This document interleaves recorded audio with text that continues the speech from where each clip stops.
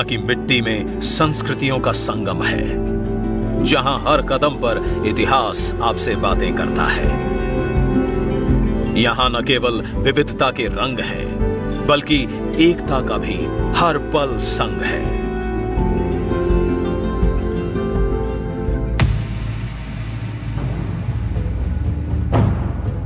कभी सोचा है क्या होता अगर भारत एक राष्ट्र न बन पाता? जब अंग्रेजों ने भारत छोड़ा तो देश के सामने एक कठिन मोड़ था। या तो यह पवित्र भूमि टुकड़े टुकड़े होकर बिखर जाती, या फिर एक होकर अटूट शक्ति बनती। क्योंकि सदियों की पराधीनता के बाद भारत टुकड़ों में बटा हुआ था, छोटी छोटी रियासतों में बिखरा हुआ था। इसे एकजुट करने के लिए एक ऐसे महानायक की जरूरत थी जो इस बिखरते भारत को अपनी माटी से जोड़कर एक अखंड राष्ट्र बना सके। और फिर इस विराट और असंभव से दिखने वाले लक्ष्य को संभव बनाया सरदार पटेल ने। The moderation, the diplomacy, and with his characteristic humility, the manner in which Patel managed to forge all these princely states, 500 plus of them, individually negotiating with several princes, various transfer of power documents, and put India in the map of India in the manner that we see today. It was a Herculean task which he managed to accomplish in a very short time. Bharat की स्वतंत्रता की लड़ाई के बाद सरदार पटेल ने एक भारत श्रेष्ठ भारत की सच्ची ताकत को पहचाना। उन्होंने समझा कि हमारी महानता हमारी एकता में है। सरदार ने 562 रियासतों को एकजुट कर इस भारत को अखंड बना दिया। आजादी के इस महानायक स्वतंत्रता सेनानी ने न सिर्फ भारत के राजनीतिक मानचित्र को एकजुट किया, बल्कि आत्मनिर्भरता, महिला सशक्तिकरण और किसानों के विकास के लिए भी आधारशिला रखी। सरदार पटेल के जीवन की राजनीति का प्रारंभ ही किसानों की समस्या से हुआ था। तो भारत के हर किसान को सशक्तिकरण करना, ग्रामीण क्षेत्रों का सर्वांगीण विकास होगा। इस प्रकार से किसानों के उत्थान के लिए मोदी जी ने वही कार्य से मुझे लगता प्रेरणा ली होगी जो सरदार पटेल ने किया था। ये साल था 1950। सरदार पटेल की मृत्यु के कुछ महीने पहले की बात है। गुजरात के एक छोटे से गांव में एक बच्चे और भारत के भविष्य को नई दिशा देने वाले लोकप्रिय नेता का जन्म हुआ, जिसका नाम था नरेंद्र मोदी। गुजरात के ग्रामीण अंचल में जन्मे नरेंद्र मोदी के जीवन में सरदार पटेल की वीर गाथाओं ने अमिट छाप छोड़ी। हमारे नगर में एक अच्छा पुस्तकालय था और नरेंद्र भाई जब भी समय मिले वहाँ जाके वो अनेक क्रांतिकारियों की, अनेक नेताओं की पुस्तकें पढ़ते थे। उनके ऊपर सबसे ज्यादा लोखंडी मनोबल के सरदार वल्लभ भाई पटेल थे, उनका प्रभाव ज्यादा था। सरदार की बेटी मणिबेन मोदी जी के लिए बड़ी बहन जैसी थी। आपातकाल के दौरान नरेंद्र मोदी ने मणिबेन के संघर्ष में महत्वपूर्ण भूमिका निभाई। उन्होंने आपातकाल के खिलाफ उनकी लड़ाई को संगठित करने में हर संभव सहयोग दिया। इस कठिन समय में भी नरेंद्र मोदी का हौसला और संकल्प अडिग रहा। नरेंद्र भाई मणिबेन को बड़ी बहन मानते हैं और नरेंद्र भाई ने जो साइकिल रैली निकाली थी आपातकाल के विरुद्ध में, उसको मणिबेन ने हरी झंडी दिखाई थी। ये वो शुरुआत थी जिसने नरेंद्र मोदी को समाज और देश के प्रति अपनी जिम्मेदारियों को समझने का और भी नजदीक से मौका दिया। समाज और राजनीति में अपनी अद्वितीय सेवा और समर्पण के बाद नरेंद्र मोदी ने पहले गुजरात के मुख्यमंत्री के रूप में नेतृत्व किया और फिर भारत के प्रधानमंत्री बने। उनके इस सफर ने देश को नई दिशा और ऊर्जा दी। मुख्यमंत्री और प्रधानमंत्री के रूप में नरेंद्र मोदी की एक प्रमुख प्राथमिकता केवल सरदार पटेल के प्रति राष्ट्र का गहरा सम्मान प्रकट करना नहीं, बल्कि उनकी विरासत को आगे बढ़ाना भी था। हमारा देश एक रहे, अखंड रहे। सरदार साहब ने हमें जो देश दिया है, उसकी एकता और अखंडितता देशवासियों का दायित्व है। नरेंद्र मोदी जानते थे कि अगर सरदार नहीं होते तो ये राष्ट्र एकजुट नहीं होता, खासकर जब हम पहले ही विभाजन का दर्द सह चुके थे। इसलिए उन्होंने सरदार पटेल को श्रद्धांजलि देते हुए स्टैच्यू ऑफ यूनिटी के रूप में दुनिया की सबसे ऊंची प्रतिमा का निर्माण अपनी देखरेख में कराया। ऐसे महान नेता को श्रद्धांजलि देने के लिए हमारे उस वक्त के मुख्यमंत्री माननीय नरेंद्र भाई मोदी जी ने बहुत ही बड़ा ऐतिहासिक काम किया और अब हम सब लोग देख रहे हैं ऐसी विश्व की सबसे बड़ी ऊंची सरदार वल्लभ भाई पटेल की प्रतिमा का सरदार सरोवर डैम के नजदीक उन्होंने निर्माण करवाया। ये केवल एक प्रतिमा नहीं है, ये भारत की एकता और मजबूती का प्रतीक है और सरदार पटेल के अद्वितीय योगदान की गूंज है जो हर दिल में राष्ट्रभक्ति की लहर दौड़ाता है। सरदार पटेल की प्रतिमा दुनिया के सबसे अधिक देखे जाने वाले स्मारकों में से एक है। ये गुजरात के नर्मदा जिले के केवड़िया में स्थित है। केवड़िया जो अहमदाबाद से काफी दूर एक छोटा सा गांव है, जिसको नरेंद्र मोदी ने सोच समझकर चुना। स्टैच्यू ऑफ यूनिटी है, सरदार पटेल की प्रतिमा बनानी है तो अहमदाबाद में भी तो बना सकते थे, करमसद में भी तो बना सकते थे। माननीय प्रधानमंत्री जी के विजन में वो पूरा जो एक पिछड़ा हुआ आदिवासी और अशिक्षित अविकसित जो विस्तार था, एरिया था, अगर इतना बड़ा मॉन्यूमेंट वहां जाएगा तो वो पूरे एरिया का डेवलपमेंट होगा। स्टैच्यू के निर्माण के दौरान कई सुझाव आए, जैसे कि प्रतिमा का चेहरा कैसा हो, इसके निर्माण में किस सामग्री का इस्तेमाल हो, स्टैच्यू के परिसर में कौन कौन सी सुविधाएं उपलब्ध हों। लेकिन इन सारे सुझावों के बीच भी नरेंद्र मोदी के मन में एक बात पूरी तरह स्पष्ट थी कि ये सिर्फ एक प्रतिमा नहीं, बल्कि देश के हर वर्ग, विशेषकर किसानों के प्रति सरदार पटेल को सच्ची श्रद्धांजलि होनी चाहिए। Sardar was a peasant leader. How does a farmer walk in the field? He will tie his dhoti up, so the ankles are exposed. So that was his decision. This is the only project only statue in the world where the statue is not covered till the bottom by some external structure. Sardar Sarovar बांध और परियोजना गुजरात की पानी की समस्या और ऊर्जा की आवश्यकताओं का स्थायी समाधान था। ये विजन सरदार पटेल का था। 1979 में ये बांध एक वास्तविकता बना, लेकिन इसके उद्देश्यों को पूरी तरह से प्राप्त नहीं किया गया और सरदार पटेल का लक्ष्य अधूरा रह गया, जिसे नरेंद्र मोदी ने पूरा किया।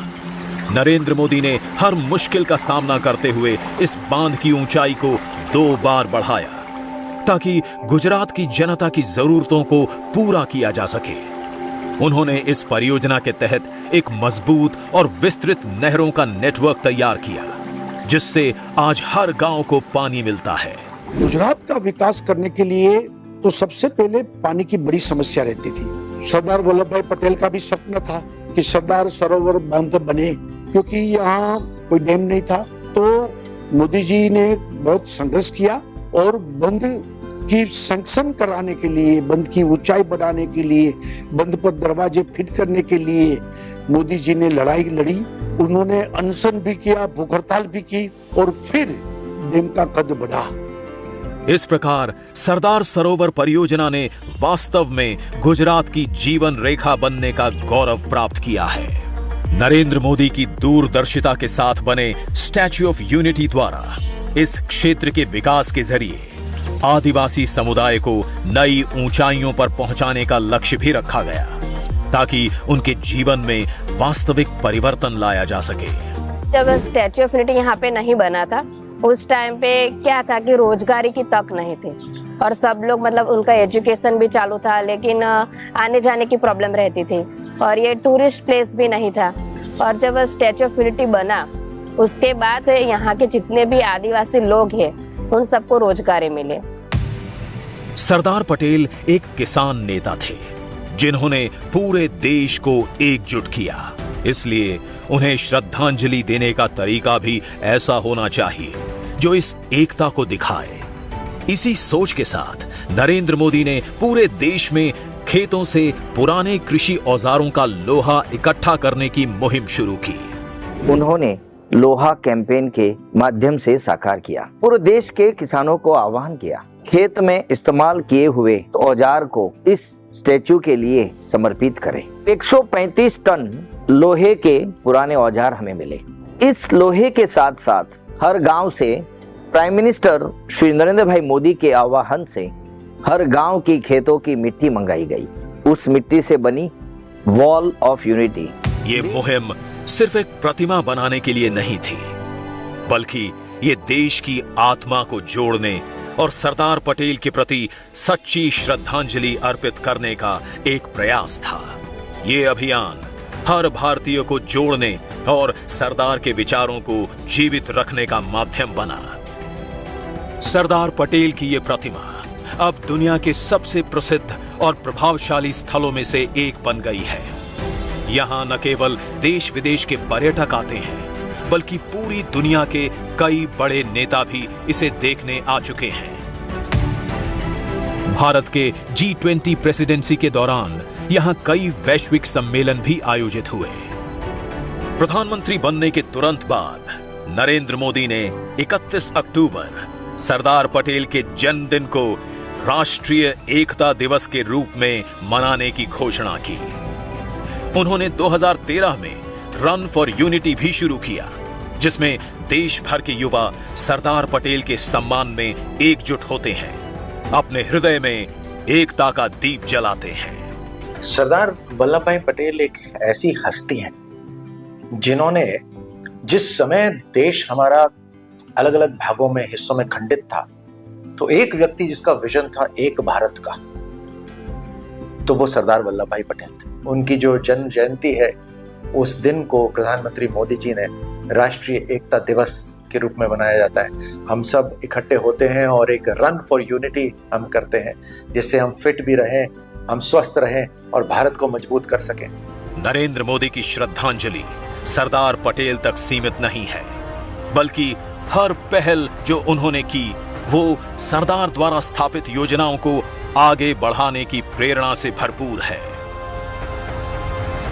नरेंद्र मोदी द्वारा अनुच्छेद 370 को खत्म करने का ऐतिहासिक और साहसिक फैसला भी सरदार के एक भारत श्रेष्ठ भारत के सपने को पूरा करने का एक सशक्त उदाहरण है। जो काम उन्होंने किया है, अगर आज हम यूनिफाइड महसूस करते हैं, आज अगर भारत इतना बड़ा देश है, तो उसमें पटेल जी का योगदान अविस्मरणीय है, महान है। लेकिन आर्टिकल 370 के एब्रोगेशन के बाद जो एक काम रह गया था, वो भी जोड़ दिया गया और उसका श्रेय श्री नरेंद्र मोदी हमारे प्रधानमंत्री को जाता है। कश्मीर एक कदम था, लेकिन नरेंद्र मोदी ने एकता और एकीकरण को पूरा करने का संकल्प लिया है। नरेंद्र मोदी सरकार का 17 सितंबर को हैदराबाद मुक्ति दिवस मनाने का निर्णय भी सरदार को श्रद्धांजलि है। चाहे एक देश एक राशन कार्ड हो, एक देश एक GST हो, हर पहल में वे सरदार वल्लभ भाई पटेल की विरासत को आगे बढ़ा रहे हैं। एक महत्वपूर्ण क्षेत्र जहां इन दोनों महान नेताओं ने बड़ी दृढ़ता से ध्यान दिया, वो था महिलाओं का सशक्तिकरण और हर क्षेत्र में समान अवसर, विशेषकर राजनीति में। सरदार पटेल ने अहमदाबाद नगरपालिका चुनावों में महिलाओं की राजनीतिक भागीदारी को सशक्त बनाने की दिशा में संघर्ष किया था, और आज प्रधानमंत्री नरेंद्र मोदी महिलाओं को 33% आरक्षण देकर संसद में आगे बढ़ा रहे हैं, जिससे नारी शक्ति को नए अवसर मिल रहे हैं।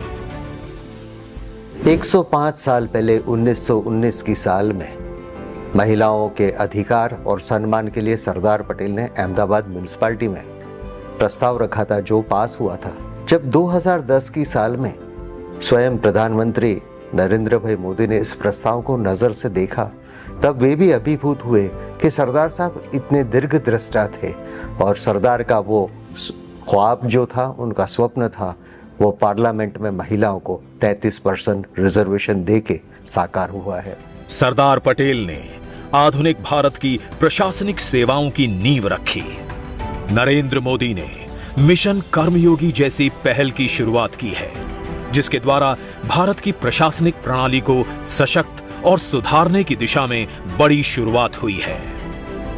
ये जो रिफॉर्म्स का सिलसिला जो एनविसाज किया था, जिसकी कल्पना की थी सरदार पटेल ने, वो अधूरा रह गया क्योंकि उनके हिस्से में मात्र 2-2.5 साल आए और फिर ये वक्फा आया 50, 60, 65 वर्ष का। मोदी जी ने आते ही सबसे अधिक प्राथमिकता यदि दी है तो गवर्नेंस रिफॉर्म्स को। आते ही उन्होंने सेल्फ अटेस्टेशन शुरू कर दी। वो जो अंग्रेजों के समय से कुरीति चली आ रही थी कि हर युवा को अपना दस्तावेज गेस्टेड ऑफिसर से टेस्ट करना था, वो समाप्त किया और ये संदेश दिया देश भर में कि अब एक ऐसे प्रधानमंत्री हैं, एक ऐसी सरकार है जिसमें इतना कॉन्फिडेंस है, अपने युवाओं पर वो विश्वास कर सके। 2019 में मोदी सरकार ने सरदार पटेल राष्ट्रीय एकता पुरस्कार भी स्थापित किया ताकि राष्ट्रीय एकता और अखंडता में प्रेरणादायक योगदान को मान्यता दी जा सके। सरदार पटेल की विरासत भारत की एक भारत श्रेष्ठ भारत की धरोहर है। नरेंद्र मोदी इसे आगे बढ़ा रहे हैं। उनके दृष्टिकोण और संघर्ष के माध्यम से हम एक नए भारत की ओर बढ़ रहे हैं जो सरदार के सपनों को साकार करता है।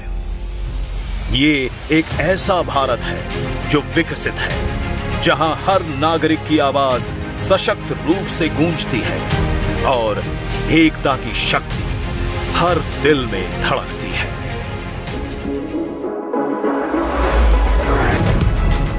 विकसित भारत, विकसित गुजरात।